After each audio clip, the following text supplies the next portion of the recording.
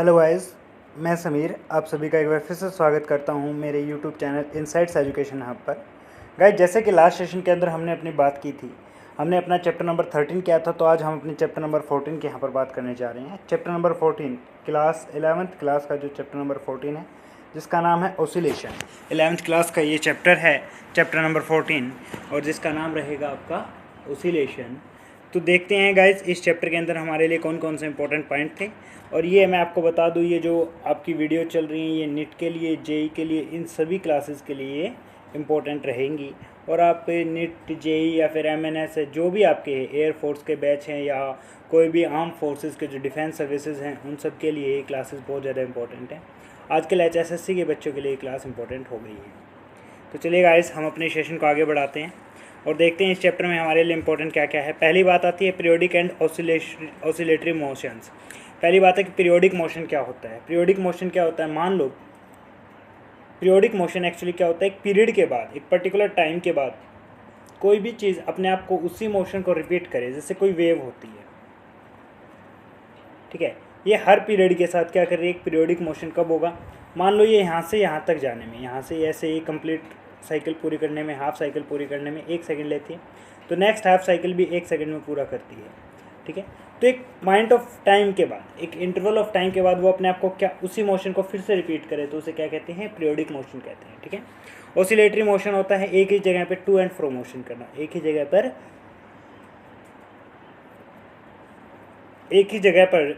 To and fro motion करना क्या कहलाता है, ऑसिलेटरी मोशन कहलाता है। ये बात आप ध्यान रखेंगे। तो गाइज, अब अगर कोई बॉडी, देखो भाई, अगर कोई बॉडी अर्थ से अपवर्ड डायरेक्शन में जा रही है, पृथ्वी से ऊपर की तरफ जा रही है, तो उसके ऊपर उसकी जो हाइट है वो किस हाइट तक पहुंच सकती है, वो किसके बराबर होती है, UT minus half G T square. यहाँ पर यू क्या है, इनिशियल वेलोसिटी है, टी क्या है, टाइम है, और जी क्या है, एक्सेलरेशन ड्यू टू ग्रेविटी है। जी क्या है, एक्सेलरेशन ड्यू टू ग्रेविटी है। अगर वो डाउनवर्ड में मोशन में आ रही है, डाउनवर्ड की क्या कर रही है, डाउनवर्ड मूव कर रही है, नीचे की तरफ मूव कर रही है, तो उसकी हाइट कितनी होगी, U T plus half G T square. यहाँ पर यू क्या है, फिर से इनिशियल वेलोसिटी है, जी क्या है, एक्सेलरेशन ड्यू टू ग्रेविटी, और एच क्या है, यहाँ पर हाइट है, ठीक है। ए motion that repeats itself at regular intervals of time, एक रेगुलर इंटरवल ऑफ टाइम में जो अपने आप को रिपीट करता है, उस मोशन को क्या कहते हैं, पीरियोडिक मोशन कहा जाता है। वैसे ही अगर आगे हम देखना चाहें तो देखो गाइज, ये सारे क्या हैं, पीरियोडिक मोशन है। ये अपने आप को रिपीट कर रहा है एक रेगुलर इंटरवल में, ये भी क्या है, अपने आप को एक रेगुलर इंटरवल में रिपीट कर रहे हैं। वैसे ये भी क्या कर रहा है, अपने आप को एक रेगुलर इंटरवल में रिपीट कर रहा है। अगली बात आती है, it seems that when the frequency is small, जब फ्रीक्वेंसी स्मॉल होते हैं, वी कॉल इट ऑसिलेशन। हम किसी भी मोशन को क्या कह देते हैं, ऑसिलेशन कह देते हैं। व्हेन, जैसे कि like the oscillation of A branch of a tree, किसी भी ट्री की जो ब्रांच है उसकी वाइब्रेशन हम देख सकते हैं भाई, वो कितनी बार हिली है, लगभग हम अंदाज़ा लगा लेते हैं और ये देख पाते हैं। तो जिसके अंदर वाइब्रेशन या फ्रीक्वेंसी क्या हो, स्लो हो। फ्रीक्वेंसी एक्चुअली होती क्या है, फ्रीक्वेंसी होती है number of vibration per unit time, या नंबर ऑफ ऑसिलेशन या number of vibration per unit time. एक यूनिट टाइम के अंदर, एक यूनिट टाइम मतलब 1 सेकंड के अंदर कितनी वाइब्रेशन वहाँ पर जनरेट हुई, वो क्या कहलाती है, फ्रीक्वेंसी कहलाती है। अगर किसी की फ्रीक्वेंसी क्या है, कम है, तो उस मोशन को हम क्या नाम दे देते हैं, ऑसिलेशन मोशन नाम दे देते हैं। अगर किसी की फ्रीक्वेंसी ज़्यादा है तो हम उसे वाइब्रेशन नाम दे देते हैं। क्या नाम दे देते हैं, वाइब्रेशन नाम दे देते हैं। These motions arise when the force on the oscillating body is directly proportional to the displacement from mean position। भाई, जो ये हैं हार्मोनिक मोशन होते हैं, हार्मोनिक मोशन जिन्हें बोला गया है, एक तरह का पीरियोडिक मोशन होता है। ये मोशन कब बनता है, जब क्या होता है, जो फोर्स हो वो किसके डायरेक्टली प्रोपोर्शनल हो, डिस्प्लेसमेंट की, ठीक है। जो आपने स्प्रिंग में पढ़ा हुआ है, F directly proportional stretching in the spring होता है, और यहाँ से अगर फोर्स को निकालना तो कॉन्स्टेंट लेके आते हैं के, तो फोर्स कितनी हो जाती है, माइनस के एक्स के बराबर हो जाती है। माइनस का साइन यहाँ पर क्यों आया है, माइनस का साइन यहाँ पर डायरेक्शन को शो कर रहा है कि डायरेक्शन क्या आपकी अपोजिट है, जो डायरेक्शन है वो क्या आपकी अपोजिट डायरेक्शन यहाँ पर होती है। Period and frequency, any motion that repeats itself at a regular interval of time is called periodic motion. कोई भी ऐसी मोशन जो अपने आप को एक रेगुलर इंटरवल ऑफ टाइम पर रिपीट करे, ठीक है, वो क्या कहलाता है, पीरियोडिक मोशन कहलाता है। The smallest interval of time after which the motion is repeated is called its period. जो छोटा सा टाइम है, जो स्मॉलेस्ट इंटरवल है, वही सबसे कम इंटरवल है टाइम का, जिसके बाद वह मोशन अपने आप को रिपीट करता है, वो क्या कहलाता है, पीरियड कहलाता है। क्लियर। आगे की बात करते हैं। The reciprocal of T gives the number of repetition, यही तो मैंने अभी भी बताया था, number of oscillations per unit time. Frequency को म्यू से लिखते हैं, तो म्यू किसके बराबर हो जाएगा, 1/t के, किसके बराबर हो जाएगा 1/t के। द रेसिप्रोकल ऑफ t, भाई रेसिप्रोकल क्या होता है 1 बाई में समथिंग, तो t क्या टाइम, तो 1/t the reciprocal of time gives number of repetition that occur per unit time. एक यूनिट टाइम के अंदर कितने अक्रेंस हुई ये कौन बताता है, रेसिप्रोकल ऑफ टाइम बताता है। अरे सिंपल सी बात है भाई, मान लो मैं कहता हूँ कि 4 सेकंड में 10 ऑसिलेशन हुई, ठीक है 4 सेकंड में 10 ऑसिलेशन हुई, तो 1 सेकंड में कितने ऑसिलेशन हुई, सीधी सी बात है 10 को क्या करेंगे टाइम से डिवाइड करेंगे, तो क्या हुआ रेसिप्रोकल ऑफ टाइम लिया है ना हमने, क्या किया है हमने यहाँ पर क्या किया है 10 into reciprocal of time, time कितना था 4 सेकंड, तो ये ऐसे ही निकालते हैं ना, तो इसलिए क्या किया जाता है रेसिप्रोकल ऑफ टाइम।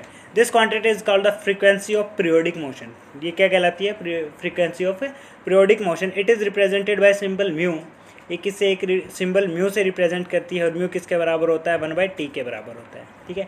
इसकी जो यूनिट होती है ऐसा यूनिट वो किसके बराबर होती है, हर्ट्ज़ के बराबर होती है, किसके बराबर होती है हर्ट्ज़ के बराबर होती है। यहाँ पर आप देख भी सकते हैं किसके बराबर होती है, हर्ट्ज़ के बराबर होती है। आगे हम बात करेंगे,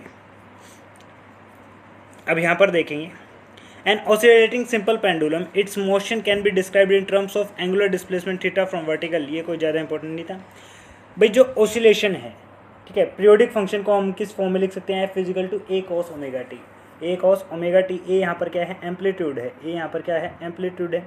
तो गाइस समझते हैं एम्पलीट्यूड क्या होता है और वेवलेंथ क्या होती है, ठीक है। मान लो ये कोई आपकी वेव है,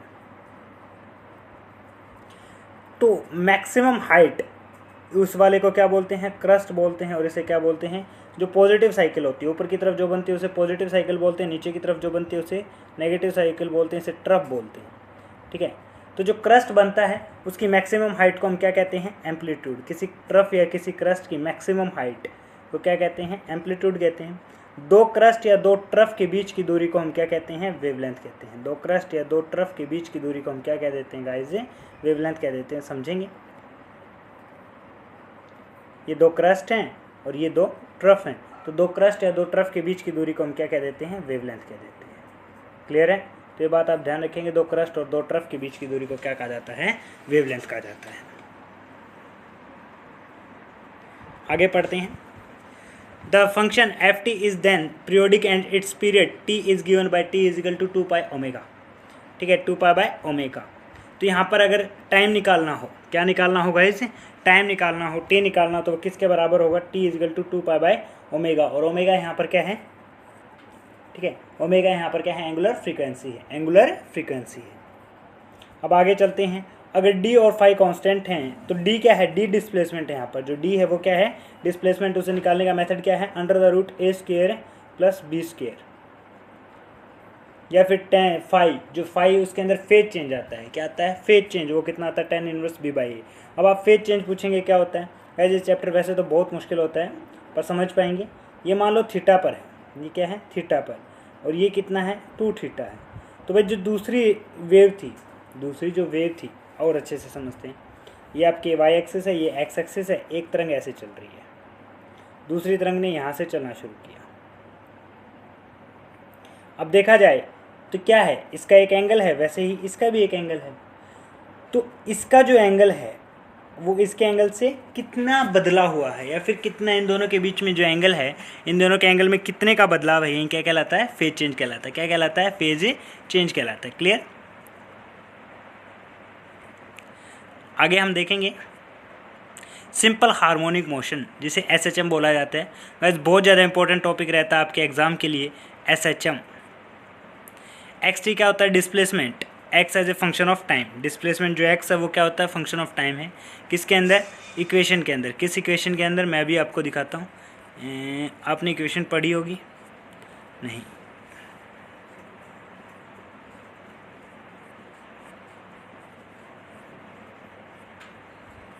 कहाँ गई आपकी इक्वेशन, इक्वेशन है गाइस, एक मिनट, यहाँ पर एक इक्वेशन मैं आपको दिखाऊंगा।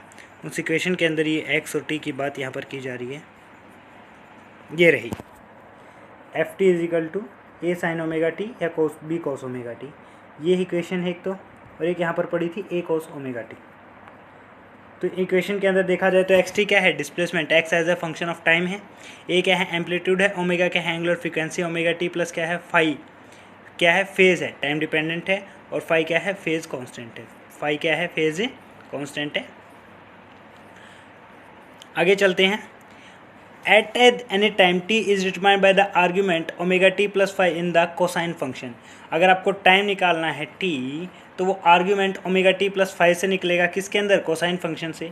This time dependent quantity omega t plus five is called phase of the motion. जो ओमेगा t प्लस फाइव ये क्या कहलाता है, फेज ऑफ द मोशन कहलाता है। फेज मैंने अभी भी आपको एक्सप्लेन किया। The value of phase at t is equal to zero is called five, is five. जब t जीरो है तो उस समय जो फेज की वैल्यू है वो किसके बराबर होती है, फाइव के बराबर होती है। The value of phase at t is equal to zero is five and is called phase constant. उस समय जो फाइव की वैल्यू है उसे हम क्या कहते हैं, फेज कांस्टेंट कहते हैं, या फेज एंगल के नाम से जानते हैं। If the amplitude is known, five can be determined from displacement at t is equal to zero. अगर एंगल नोन हो तो हम डिस्प्लेसमेंट निकाल दें, वहीं हम यहाँ क्या ले सकते हैं, एम्पलीट्यूड ले सकते हैं। और ओमेगा t इजिकल टू कितना था भाई, 2 पाई बाय ओमेगा था। t इजिकल टू कितना था, 2 पाई बाय ओमेगा था।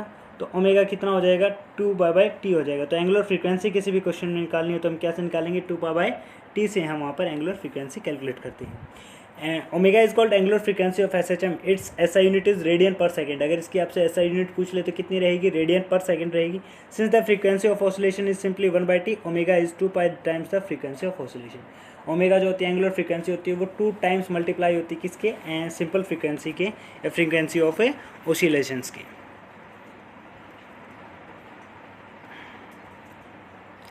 अब बात करते हैं velocity and acceleration in simple harmonic motion के अंदर। अगर हम vt की बात करें तो वेलोसिटी कितनी आएगी, minus omega sine omega t plus five. देखो भाई, अगर कोई इक्वेशन है, मान लो कोई फंक्शन है x अगर फंक्शन है, समझ लेना इसे a cos ओमेगा t के नाम से कोई फंक्शन है। अगर उसके आप वेलोसिटी निकालना चाहेंगे तो वेलोसिटी कितनी आएगी, ओमेगा माइनस ओमेगा a, ठीक है, साइन ओमेगा टी माइनस, क्यों, a का डिफ्रेंशिएशन, कोस का कितना आ जाएगा, माइनस से साइन आ जाएगा, कितना आ जाएगा, माइनस साइन आ जाएगा, और ओमेगा टी जो का तो रहेगा, ठीक है। और ओमेगा टी का क्या रहेगा, ओमेगा रहेगा डिफ्रेंशिएशन। ऐसे ही अगर इसकी एक्सेलरेशन निकालोगे, क्या निकालोगे, एक्सेलरेशन, तो मतलब इसका एक बार फिर से डिफ्रेंशिएशन करोगे, क्या करेंगे, इसका एक बार फिर से डिफ्रेंशिएशन करेंगे। उस समय क्या आ जाएगा, omega square a cos omega t plus omega square a cos omega T, ठीक है, माइनस ओमेगा स्क्वायर। तो यहाँ से आप कितना हो जाएगा, माइनस ओमेगा स्क्वायर a आपकी वहाँ पर एक्सेलरेशन हो जाएगी। समझ पाएंगे आप, देखते हैं भाई। तो वेलोसिटी कितनी हो जाएगी, माइनस से omega a cos omega t plus five की यहाँ पर कोई बड़ी ज़रूरत नहीं, अगर फाइव जीरो हो तो कोई बड़ा इशू नहीं होगा, ठीक है। We note that the centripetal acceleration of a particle p in uniform circular motion has a magnitude v square by a और omega square a, it is direct towards the centre. ये पहले आप पढ़ चुके हैं। अगर आपको एक्सेलरेशन निकालनी है तो क्या करें, वेलोसिटी का फिर से डिफ्रेंशिएशन करें। वेलोसिटी का डिफ्रेंशिएशन करेंगे तो एक्सेलरेशन किसके बराबर आ जाएगी, माइनस ओमेगा स्क्वायर xt के बराबर आ जाएगी। एक्सेलरेशन किसके बराबर आ जाएगी, माइनस ओमेगा स्क्वायर xt के बराबर वहाँ पर आपकी एक्सेलरेशन आ जाएगी। आगे बात करते हैं।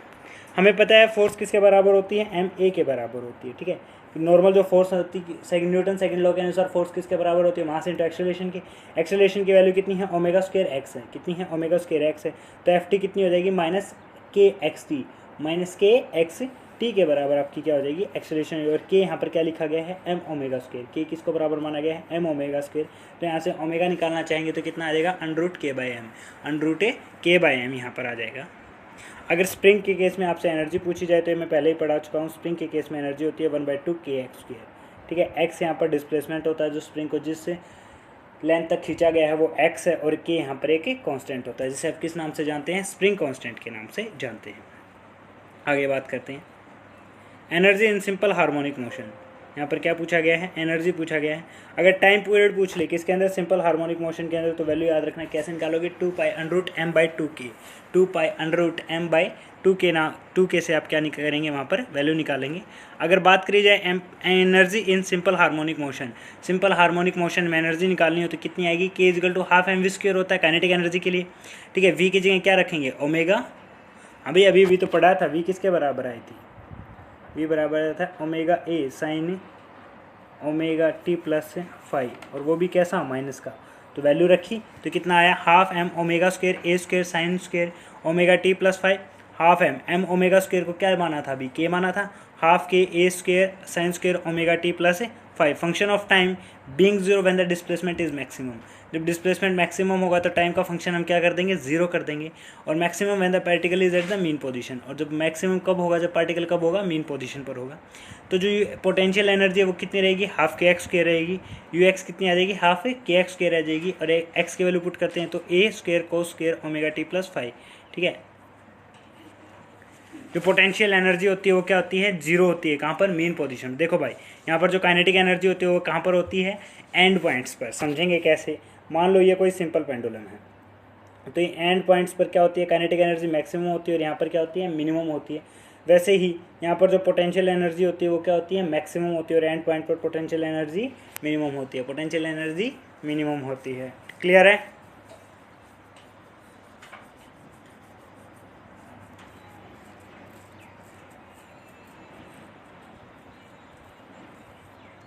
कुछ उल्टा तो नहीं बोल देगा यहाँ पर, सॉरी एक बार रिपीट करते हैं। देखिए जो मेन पोजीशन है उसके ऊपर आपकी जो पोटेंशियल एनर्जी है वो क्या होती है, 0 होती है और सेंटर पर मैक्सिमम होती है। और काइनेटिक एनर्जी एंड पोजीशन पर मैक्सिमम होती है और सेंटर पर मिनिमम होती है। ठीक है, ये ध्यान रखेंगे आप। हाफ के स्क्वायर ये कोई बड़ी इंपॉर्टेंट बात नहीं थी। यूज़ द, और एनर्जी निकालने का दूसरा फार्मूला क्या है, 1/2 के ए स्क्वायर। ए यहाँ पर क्या है, एम्पलीट्यूड है। ए यहाँ पर क्या है, एम्पलीट्यूड है। क्लियर, आगे चलते हैं। Oscillation due to a spring. अभी मैंने बताया था स्प्रिंग के केस में जो फोर्स होती है वो किसके बराबर होती है, के एक्स के। और के यहाँ पर क्या एक प्रोपोर्शनली कांस्टेंट है जिसे हम क्या कहते हैं, स्प्रिंग कांस्टेंट। ठीक है, और इसकी जो क्या है वैल्यू है वो कैसे पता लगाते हैं, इलास्टिक प्रॉपर्टीज ऑफ स्प्रिंग से, कि किसी स्प्रिंग की कितनी इलास्टिक प्रॉपर्टीज़ हैं उसके अनुसार आप उसकी वैल्यू पता कर सकते हैं। तो यहाँ से ओमेगा किसके बराबर है, √k/m है। तो टाइम पीरियड कितना हो जाएगा, √2 पाई t = 2 पाई √m/k। अगर यहाँ से हम टाइम पीरियड निकाले किसका, सिंपल हार्मोनिक मोशन का जिसके अंदर स्प्रिंग लगा हुआ है, उसका टाइम पीरियड कैसे रहेगा, 2 पाई √m/k, m/k हो जाएगा। देखो गाइज, अगर वेट की बात की जाए, स्प्रिंग लटका हुआ तो नीचे की तरफ फोर्स कौन सी लगेगी, mg। और दूसरा स्ट्रिंग में स्ट्रेचिंग आएगी तो फोर्स कौन सी लगेगी, kx। कौन सी लगेगी, kx। तो यहाँ से अगर निकाला जाए तो m/k किसके बराबर आ जाएगा, m/k किसके बराबर आ जाएगा, x/g के बराबर आएगा। किसके बराबर आएगा, g के बराबर। तो m/k की जगह आप क्या रख सकते हो, x/g या फिर l/g। क्या रख सकते हैं, x/g या फिर l/g भी अपने क्वेश्चन के अंदर आप इस्तेमाल कर सकते हैं। ठीक है, अगर आपसे क्या पूछ ले, टाउ पूछ ले, क्या पूछ ले, टाउ पूछ ले। टाउ क्या होता है, टॉर्क। टॉर्क कितनी होगी, L/mg sin थीटा। L यहाँ पर क्या है, एंगुलर मोमेंटम है। L यहाँ पर क्या है, एंगुलर मोमेंटम है। और mg sin थीटा। ठीक है, और I अल्फा क्या हो सकती है, टाउ क्या होती है, I अल्फा के बराबर होती है। तो I अल्फा किसके बराबर हो जाएगी, mg sin थीटा L के बराबर हो जाएगी। किसके बराबर हो जाएगी, mg sin थीटा L के बराबर हो जाएगी। क्लियर। सॉरी गाइज, यहाँ पर L जो एंगुलर मोमेंटम नहीं, लेंथ है। टॉर्क जो होती है वो किसके बराबर हो जाएगी, हाँ mg sin थीटा फोर्स है। और टॉर्क क्या होती है, फोर्स इंटू परपेंडिकुलर डिस्टेंस होती है। तो L यहाँ पर क्या रहेगी, लेंथ रहेगी। ठीक है, टाउ = I अल्फा हो जाएगी। तो यहाँ से अगर हम देखा जाए तो कितना हो जाएगा, I अल्फा बराबर है mg sin theta by L। तो अल्फा कितना हो जाएगा, एंगुलर एक्सेलरेशन। एंगुलर एक्सेलरेशन कितनी हो जाएगी, mgl/i sin थीटा। ठीक है, mgl/i sin थीटा। और अगर थीटा छोटा मान ले तो sin थीटा को किसकी फॉर्म में लिख सकते हो, थीटा की फॉर्म में लिख सकते हो। ठीक है, और अगर आपको यहाँ पे टाइम पीरियड पूछा जाए, ऐसे केस में टाइम पीरियड पूछा जाए तो कितना हो जाएगा, 2 पाई √ मोमेंट ऑफ इनर्शिया I/mgl। ठीक है, और अगर डायरेक्ट टाइम पीरियड पूछा जाए तो कितना आ जाएगा, 2 पाई √ L/g। कितना आ जाएगा, 2 पाई √ L/g।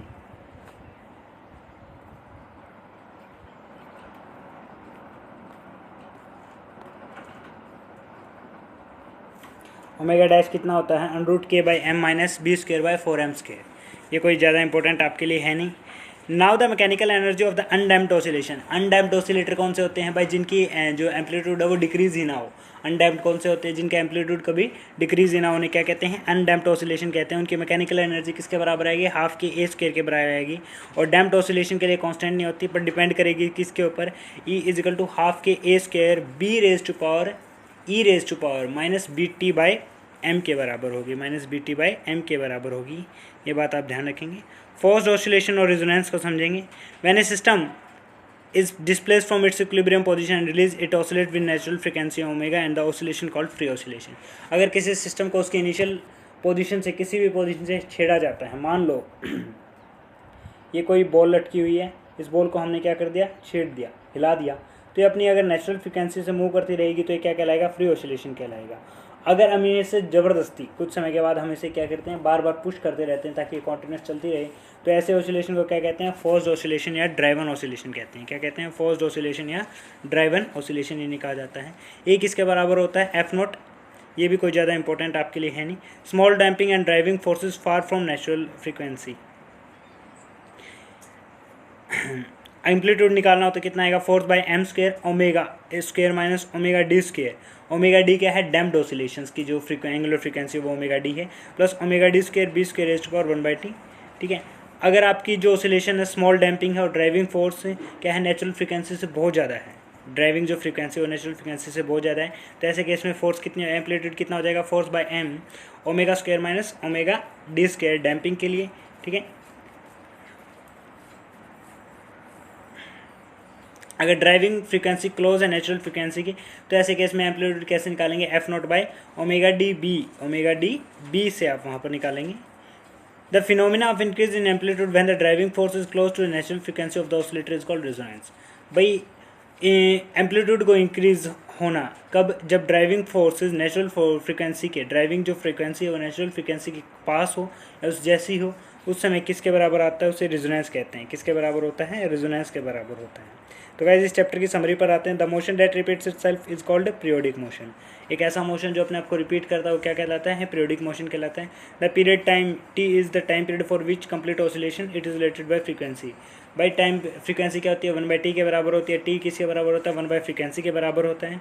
और फ्रीक्वेंसी की ऐसा यूनिट 1 हर्ट्ज होती है, जिसका मतलब है 1 ऑसिलेशन पर सेकेंड। अगर सिंपल हार्मोनिक मोशन की इक्वेशन की बात की जाए तो वो किसके बराबर होती है, xt बराबर है 1 cos ओमेगा t प्लस 5। और अगर एंगुलर फ्रीक्वेंसी की बात की जाए तो वो कितना होता है, 2π/t होता है, 2π म्यू होती है।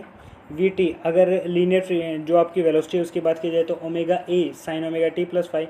और एंगुलर फ्रीक्वेंसी की अगर एक्सेलरेशन की बात की जाए तो omega square a cos omega t 5 होता है। और अगर a cos ओमेगा t को देखें तो ये xt के बराबर है, तो इसलिए क्या बन जाएगी, ओमेगा स्क्वायर xt बन जाएगी।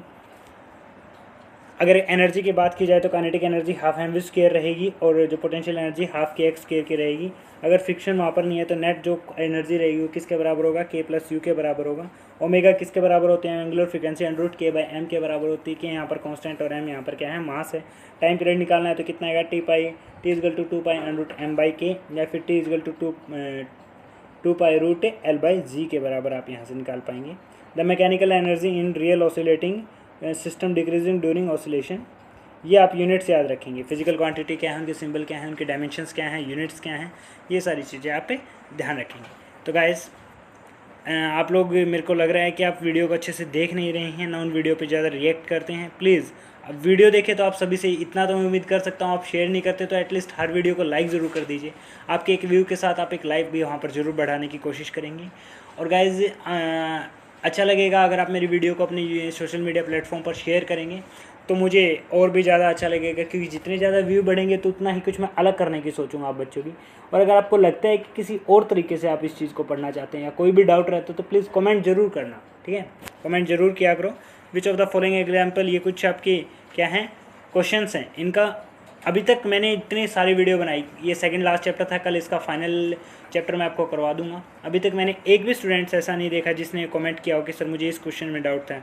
ऐसा तो नहीं हो सकता कि गाइज आप सभी क्वेश्चंस वहाँ पर सोल्व कर पा रहे हो, ऐसा बिल्कुल नहीं हो सकता कि आप सभी क्वेश्चन वहाँ पर सोल्व कर पा रहे हैं। उन क्वेश्चनों को सोल्व करने के लिए आपको किसी न किसी क्वेश्चन में तो डाउट आना ही चाहिए था, तो अभी तक किसी ने मुझसे डाउट नहीं लिया, तो ये बात क्लियर है कि आप लोग क्वेश्चन कर ही नहीं रहे हैं, ठीक है।